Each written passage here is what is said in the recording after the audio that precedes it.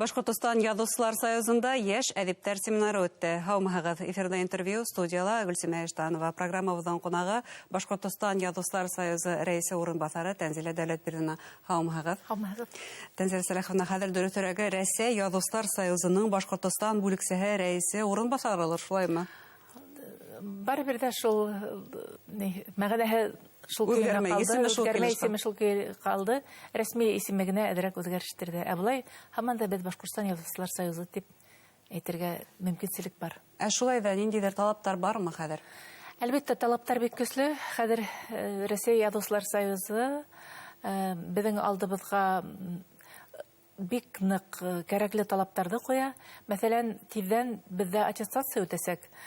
Димәк, язучылар әгәр дә һуңгы елларда иҗат итмәгәннәр икән, туктап калганнар икән, улар әлбәттә иләктән иләнеп төшеп каласактар дигән талап куела инде. Шуңа күрә лә әүдемләштерү өчен әдипләрнең эшләрен, уларның иҗатының сифатын күтәрү өчен был бик кирәкле карар дип кабул итәбез без Язучылар союзында һәм әдербез. Һәм әйткәндә тагыла бер яңалык, быелдан язучы ул һөнәр буларак шулай каталогка индерелгән. Әйе, һөнәр буларак таныла, ул дипломда ла языласак һәм хезмәт кенәгәһендә лә языласак, быга тиклем әдәби эшмәкәрлек һаналла инде, әмма ләкин хәзер был һөнәр, был профессионализм. Былай да Башкортстан Язучылар союзына гына түгел, менә Россия Язучылар союзындагы кешеләр дә улар профессионал иҗат итүчеләр генә. Шуңа күрә бында без әллә ни яңалыктарды күрмәйбез, әмма талап ныклы арта һәм шул сентябрьдән, ошо быелгы елның сентябрьннән безнең һөнәребез шулай профессия итеп күрһәтелүе безнең өчен олы мәртәбә. Сентябрьдән башлана димәк бу. Яшь әдипләрне союзга алу ул катгыйләшәме талаптар? Яшь әдипләрне союзга алудың талаптары катгыйләшә. Быга тиклем ниндидер менә һуңгы Айгиз Гызәтовка хәтлем эшләгән кешеләр, җитәкчеләр әлбәттә үз нәшер менән килгән язучыларны ла союзга алгандар. Әмма хәзер Рәсәйнең дә талаптары шулай, Рәсәй Язучылар союзының һәм элекке талаптарга кире кайтып, без Башкортстан китап нәшриятендә, дәүләт нәшриятендә 2 китабы сыкмаенса беркемдә лә союзга алмаячакбыз. 2 китап талабы куелды. 2 китап талап ителә.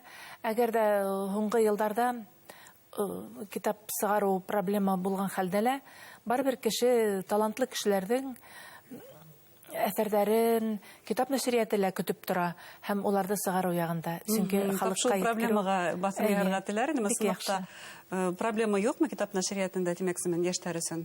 Яшьләр өчен проблема юк, хәтта менә яшьләр проблема. Яшьләр проблема димәк. Яшьләргә шул тиклем улар бәхетле, без яшь чакта дөйем китап дип аталайны, обширение дип атайны, тәүге китап. Ә уларда хәзер айрым сериялар сыга. Яшьләр тавышы дигән айрым серия бар һәм талантлы яшьләр тәүге китаптарын шунда ысын үзенең тәүге китабы итеп күрә ала. Нисә яшьтә булуына карамастан. Яшь әдипләр семинарында, димәк, ошо турала һүз алып барылгандыр. Тагы нимәләр турында һөйләштегез? Бына шуны кыланыслы, безнең Башкортстан Язучылар союзына җитәкче бик талантлы, бик көчле шәхес Айгиз Баймөхәммәтов. Уның әсәрләрен сит илләрдә лә яратып укыйлар, әле Казакъстанда киноның премьерасында булып кайтты. Һәм ул да яшьләрне үстерү ягында. Яшьләрне үстерү ягында, чөнки безнең әлеге вакытта Башкортстан Язучылар союзында торган агзаларның 70% тирәһе 60 яшьтән узган. Шуңа күрә бик хәвефле хәлдәбез, бик нык шуның буенча эш алып барыла. Безнең Башкортстан Язучылар союзы эргәһендә яшьләр коры барлыкка килде. Уны талантлы кызларыбыз Айгөл Ямилова, Таңсулпан Рәсүл, Заһида Мусина һәм Урманшина Рәзинә алып бара. Улар бик талантлы кыздар. Исемдәре инде билдәле, шулай итеп. Исемдәр билдәле. Олар яшь булуларына карамастан, шулай ук үзләренә алмашка килүче яшьтәрне нык хәстәрләй һәм бына үткән азналагына уга тиклем дә әле Тулкын әдәби берекмәһе менән очрашу үткәргәйне Башкорт Акмула исемендәге педагогия институтынан. Хәзер инде бына уларның даирәһе киңәйеп, Стәрлетамактан сакырып алдылар.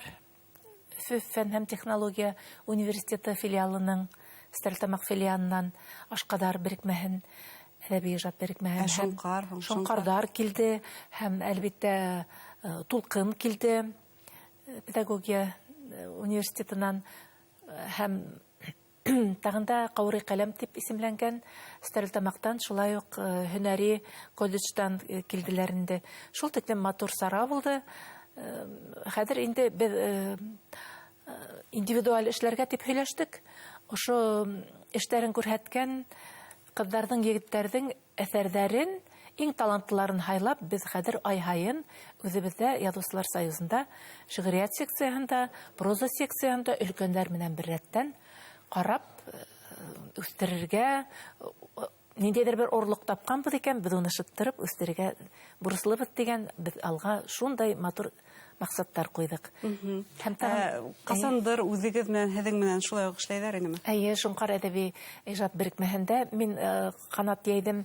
Бында әлеге көндә ныҡ билдәле булған, исемдәре билдәле булған языусылар минең менән бергә уҡыны. Фәрзәнә Аҡбулатова хәҙер бик билдәле бит инде. Рәис Түләк мәрхүм, ниндәй талантлы шағир, ул бөтөнләй әҙер шағир булып килгәйне. Шунан Рәмил Ҡулдәүләт, Ғәбидулла һәм башҡалар бик күп булдылар беҙҙә. Һәм улар әлеге ваҡытта ла башҡорт шиғриәтен һәм башҡорт әҙәбиәтен билдәләүсе юғары профессиональ кимәлдә ижад иткән әҙиптәр булып танылғандар. Тәнзилә Сәлиховна, белеүемсә, ошо моментта, әлеге ваҡытта Язучылар союзында аҡһаҡалдар ҡорола ултырыш үткәрә. Әйе. Унда ниндәй нимә тураһында фекер алышалар? Бына йәштәр ҡоро менән берлектә аҡһаҡалдар ҡорола булдырылды. Уның етәксеһе итеп Ғиният Кунафин һайланды.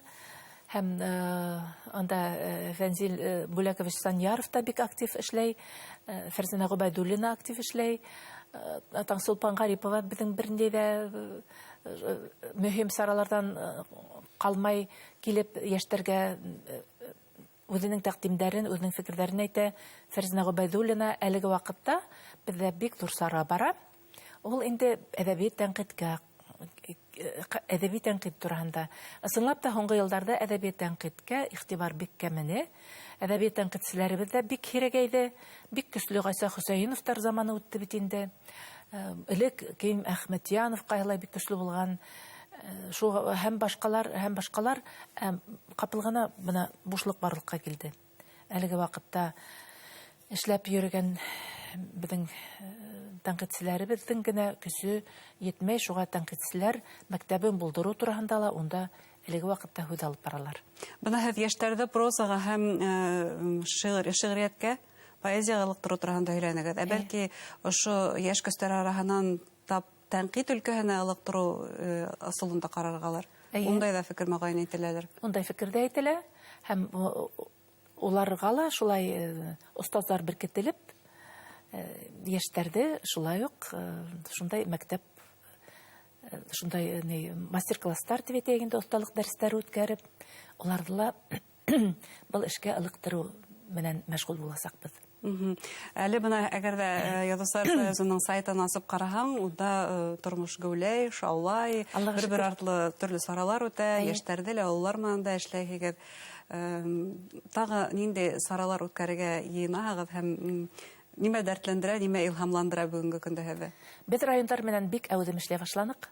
Үткән йылдан алып Илеш, Саҡмағош, Ауырғазы, Ҡырмыҫҡалы, Белорит ҡалаһында һәм районында ижад иткән, урында ижад иткән әүҙем ҡәләмдәштәребеҙҙе беҙ ҡунаҡҡа саҡырып, улар шул тиклем бындағы үҙҙәренең яҡташтары менән берлектә концерттар күрһәтеп, үҙҙәренең шиғырҙарына яҙылған йырҙарҙы күрһәтеп, йырҙарҙы йырлатып, профессиональ артисттарҙан иҫ китмәле матур бер традицияға әүерелде был.